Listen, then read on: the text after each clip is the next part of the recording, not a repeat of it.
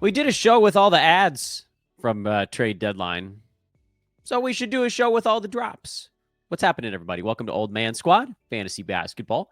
I'm Dan Bespris, and you should follow on Twitter at Dan Bespris and at Old Man Squad on the Blue Sky Network.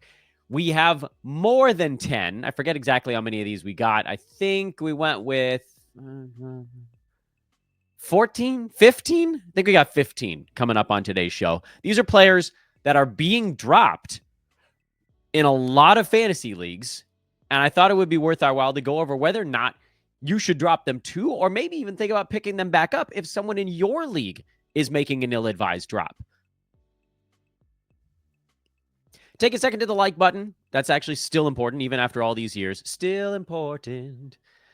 And subscribe, because I don't know what we're doing this for if not for the subscriptions. I am slow churning our way to victory here at Old Man Squad Fantasy Basketball. Let's just get right into it at this point. I'm not going to show an overall list because they're not all together on it, but we're just going to start at the top. These are the most dropped players. This is in order of most dropped and then working down the board. Not the least dropped, because obviously least dropped would be a heavily added player, but these are all fairly heavily dropped players, starting with the most and then working our way down to like pretty heavily dropped, but slightly less so. First name on the list is Cole Anthony, who has somehow, despite all the guys coming back in Orlando, actually been like kind of decent over the last week or so. He had those two big ball games in a row, 23 points, then 26 points. Shot 7 out of 11 in the first one, 11 out of 21 in the second one. And then you started to see reality set in a little bit. The Kings were bad. Orlando beat up on Sacramento. And Cole still played 23 and a half minutes, which, again, not a ton. Had 14 points, 2 boards, 3 assists. But you could start to see the outlines of a team getting healthy. And if Cole's not lava hot, he's just not going to be able to hang on. Plus, Jalen Suggs, still doubtful, but will be back most likely, I would think, maybe right after the All-Star break. And so if you're sort of down on Cole Anthony now, which I am, you're going to be down and out on Cole Anthony by then. So my take is, I think you can move on from Cole Anthony. I don't think that there's a big rebound coming unless Franz or Paolo goes back down again. Orlando certainly paid it forward on the injury front, so hopefully that doesn't creep into the mix. Sure, you could stream Cole in some schedule spots, but as a guy you're going to like try to roster for the rest of the season, I don't think you need to do that.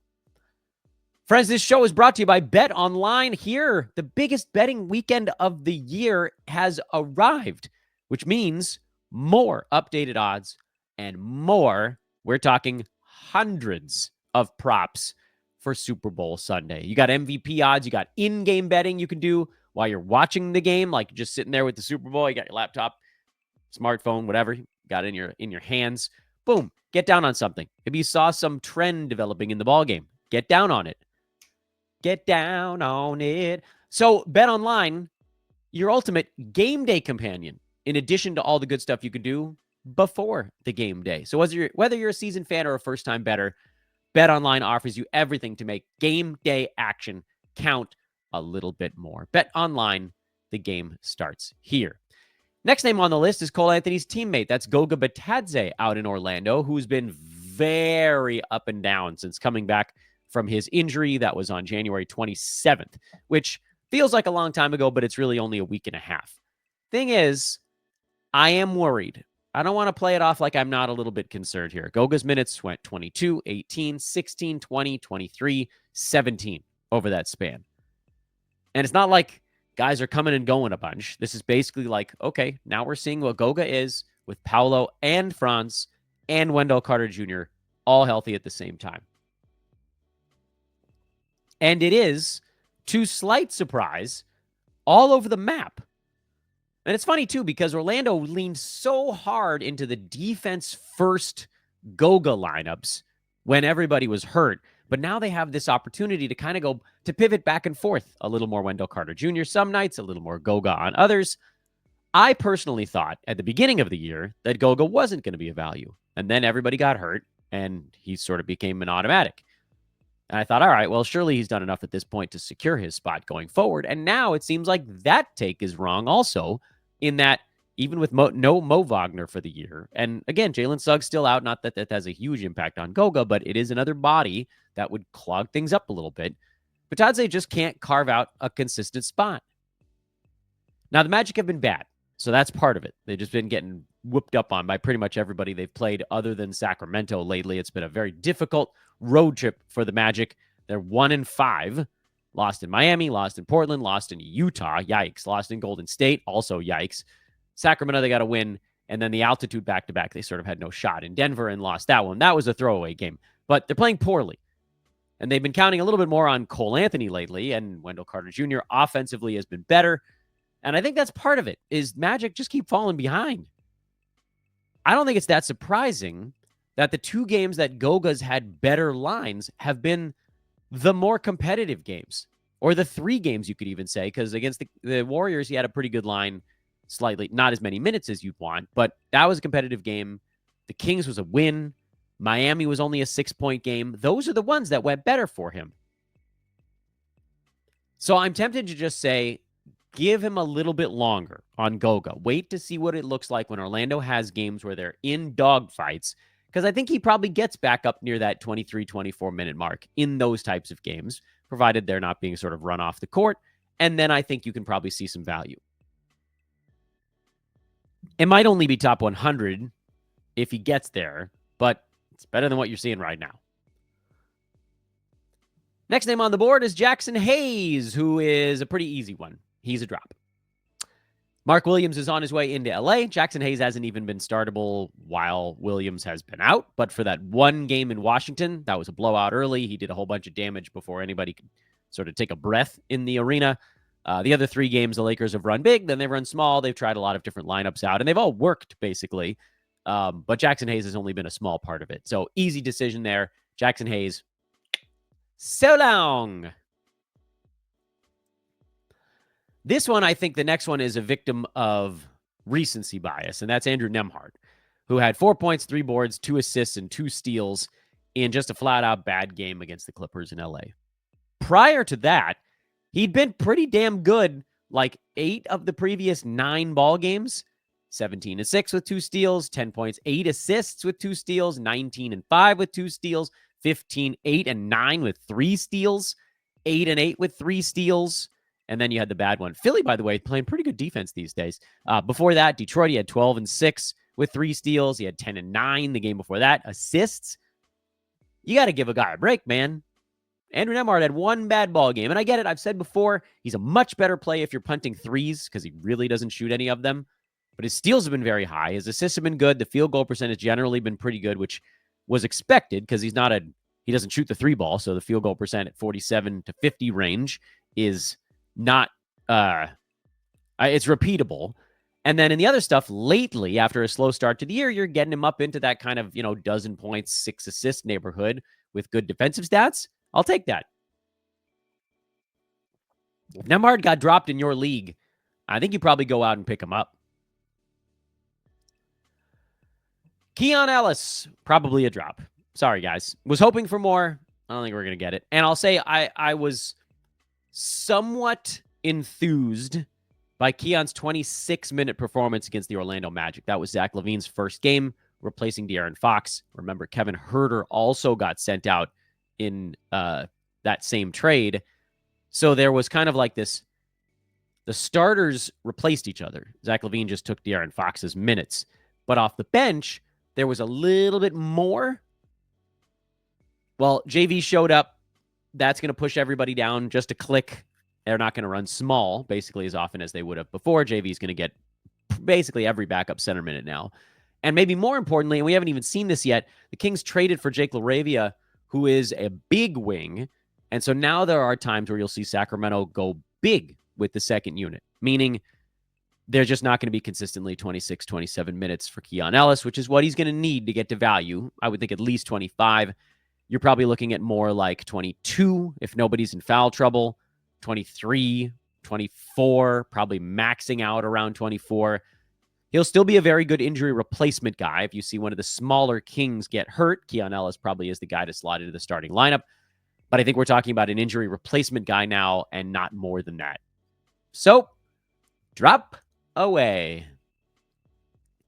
Brandin Podziemski on the drops list. This is surprising to me because he had 8 points, 8 boards, and 7 assists yesterday, and the Warriors lost to the Lakers. Now, admittedly, the way he got there was hideous. He shot 3 for 10 from the field, 2 for 6 at the free throw line, and that's always going to be an issue for a guy who is a 63% foul shooter last year. He's up to 75 this season, so it was going a little better than before last night. Only 43% from the field as the Warriors are like, sure, take all the three-pointers, even though he can't miss any of them. Or he can't make any of them, I should say. Still, I know I'm sort of crushing him right now. The Warriors got so much thinner in this Jimmy Butler trade. They sent out Andrew Wiggins. They sent out just a series of bodies and only got back one dude. I am concerned that Podziemski and Buddy Hield might be battling each other for whatever the remaining role is. So I am by no means saying you have to hold on Podziemski. I would say, though, at sort of a quick glance, he is a winner at the deadline because the minutes are just going to become a little bit more secure. A little bit. Anytime you thin the herd, which is what they've done, they took Andrew Wiggins, who was playing near starters minutes, and they replaced him with Jimmy Butler, who's basically playing starters minutes. But there was other stuff that went down in that trade.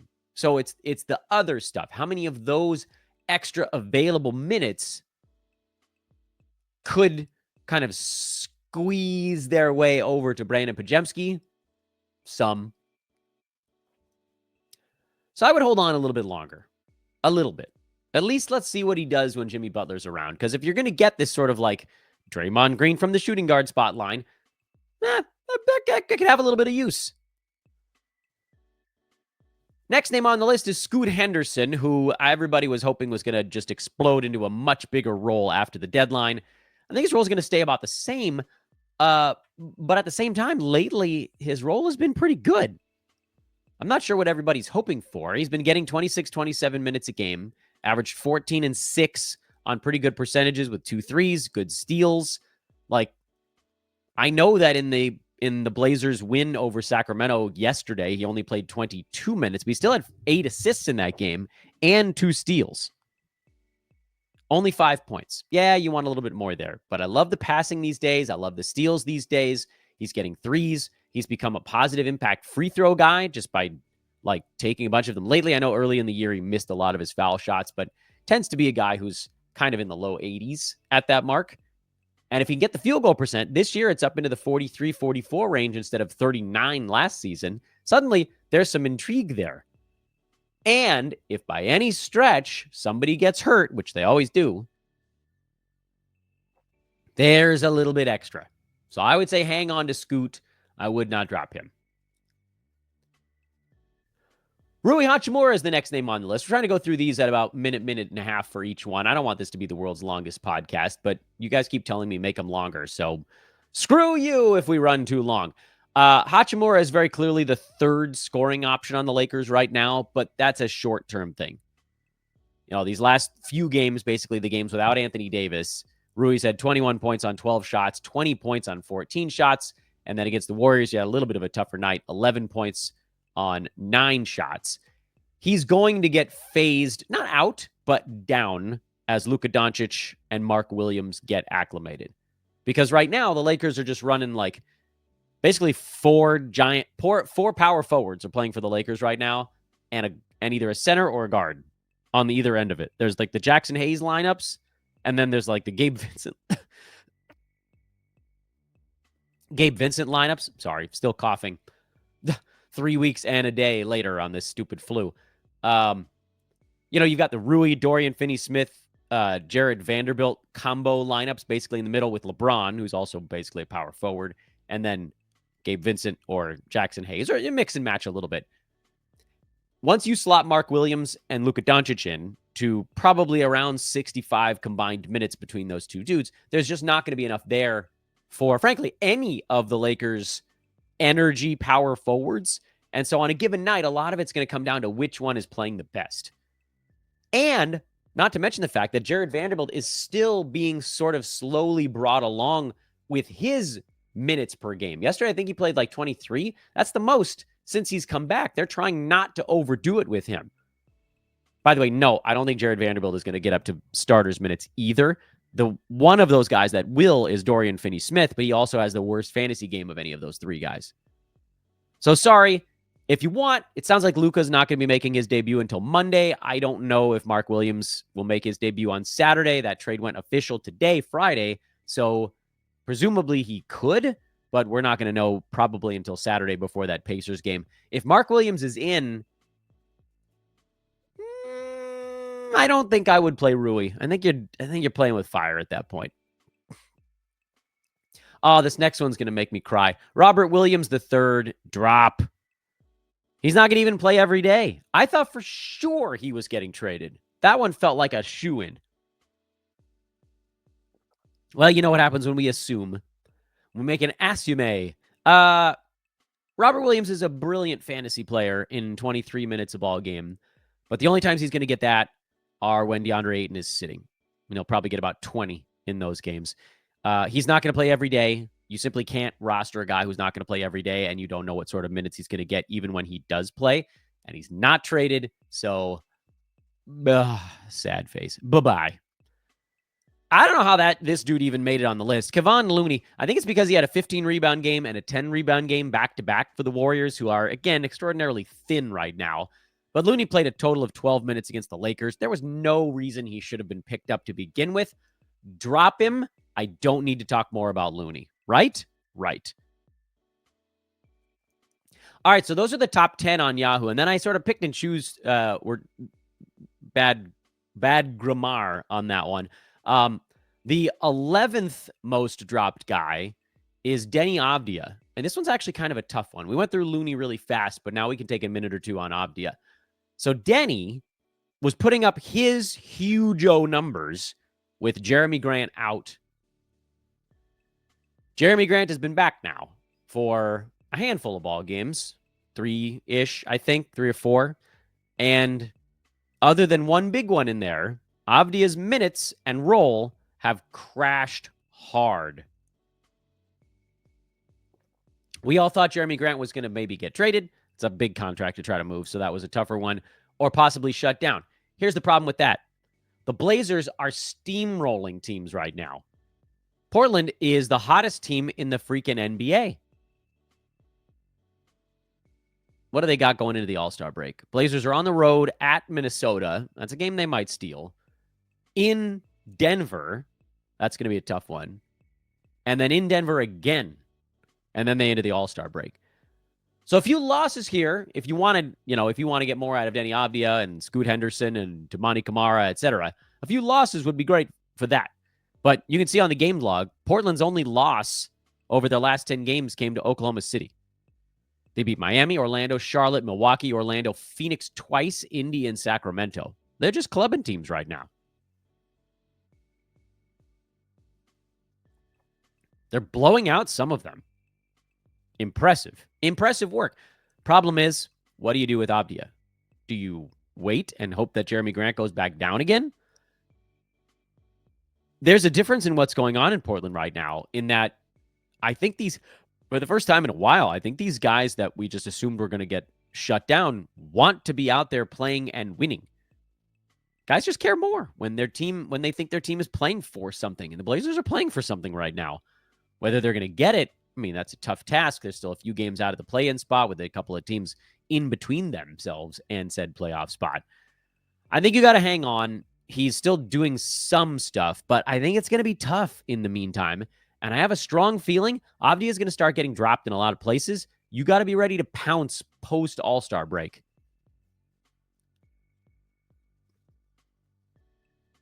Jonas Valanciunas. What number was he? Hold on. I've got this somewhere. Jonas Valanciunas is currently the 17th most dropped player. He should be number 1.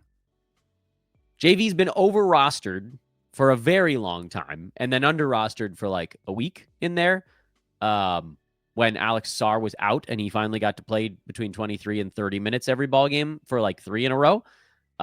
He's 79% rostered, and he doesn't need to be even like 20% rostered. He is not read my lips here. He is not a standard league guy. He's going to be getting exclusively the backup center minutes behind Domantas Sabonis. The odds of those two guys taking the floor at the same time for more than 2 or 3 minutes a game is extraordinarily low, meaning for JV, he's basically going to max out at, I don't know. What do we think here? Because he's also not going to be a super high usage guy in Sacramento. He probably maxes out around top 140. So long, suckers. Get him out of here. Max Christie. This is a surprising one because I actually thought he had kind of an okay game. Maybe not because he didn't score. Maybe that's the problem. Max Christie's the 19th most dropped player, but what was wrong with 15, 6, and 4 and a win in 30 minutes off the bench? I actually think Max Christie should be getting added in a lot of places. So I don't understand this one. He is also being added in some, but not a ton. Do I think that there's a chance that his role explodes? Yeah. I don't think there's a guarantee, but I think the Mavs really like him. Everybody's like, they got AD and one pick for Luka. Guys, they wanted Max Christie. He's a better player than people realize. He's a winning basketball player. Part of really this Lakers turnaround before they unloaded him. So I think Max Christie's actually going to get to play a lot. The issue, of course, is what is a lot when basically Kyrie, AD, Gafford, PJ Washington, they're trying to accommodate near starters minutes for those 4 guys. And then you've got Klay Thompson, Caleb Martin once he gets healthy, Jaden Hardy. How does Max Christie rise above all of those guys to get high 20s in minutes? Remains to be seen. So he might fall off a cliff, but as long as Caleb Martin's out, at least there's a pathway there where, he could take the backup point guard minutes behind Kyrie. That's going to be, 14, 15 a game, something like that. He could take the backup shooting guard minutes behind Klay. He can take a few minutes at small forward, or if they slide Klay up to small forward, maybe some of the shooting guard minutes fall to Christie that way. I just think there's a path to him getting 28-ish minutes, even as the Mavs start to get healthy, because they want him to. So, no, Max Christie's not a drop for me. I think, if anything, he's a hold, maybe even an add, and you run from there.